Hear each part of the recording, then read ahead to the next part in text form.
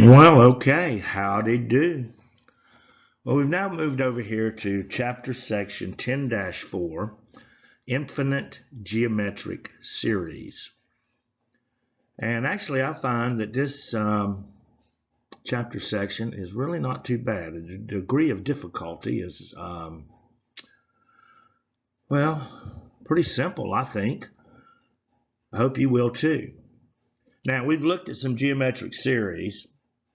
In fact, we did some partial sum of geometric series in the previous chapter section. But here we're looking at an infinite geometric series where the series continues on and on out to infinity. And the first thing that we're going to be discussing is convergent series and divergent series. And we see here we've got us a little graph down below. And so over here on my left, I see convergent series. And I can see the graph of this, and it's got this upward curving slope. And you can see here y is equal to 10 right here at the top of the graph. And this geometric series is approaching 10, but it never goes above 10. It never increases beyond 10. And so a convergent series is one in which the sum approaches a finite value.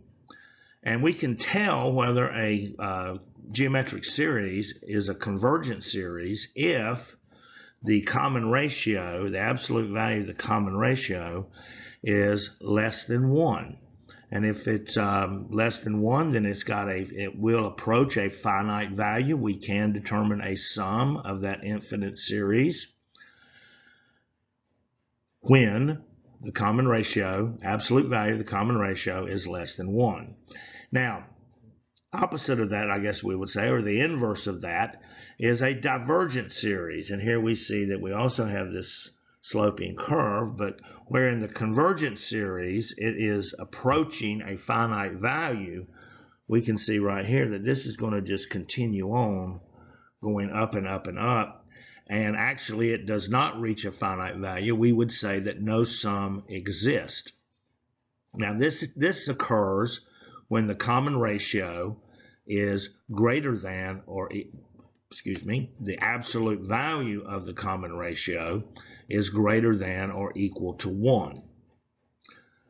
So in this first example, which begins on page 683, goes over to page 684 in your textbook, we're going to look at a couple of examples where all we're being asked to do is identify whether it's a convergent or a divergent geometric series. It's going to be pretty simple. You should probably enjoy it. Hope you do. Okay, so we're going to take a look here specifically at a couple of examples. We're asked to determine, is this a convergent or a divergent series? Again, this is coming from example 1, which is 683, 684. Yeah, 684 in the textbook. And we're given here a couple of series, geometric series.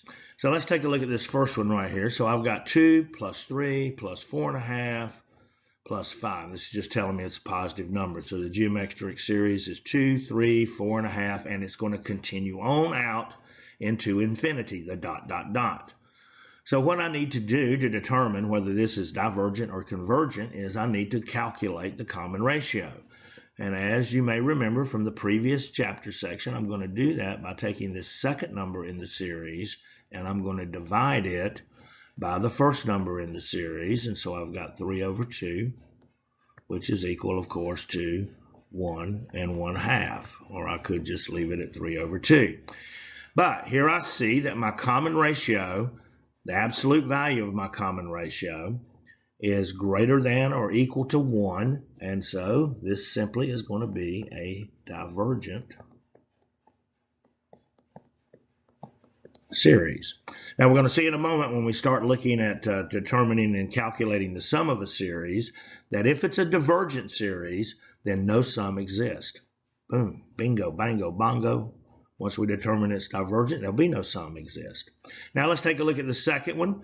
Here I've got a geometric series. It's 100, positive 50, positive 25, And I can pretty simply determine, because I first got to determine my common ratio, that I can look at that. Really, I don't have to do any calculation. It's just 50 over 100, which my common ratio is going to be 1/2. And the absolute value of 1/2 is 1/2. And so the common ratio, the absolute value of the common ratio is less than 1. And that means that it is a convergent geometric series. Hey, can't get much more simple than that. Not at this level.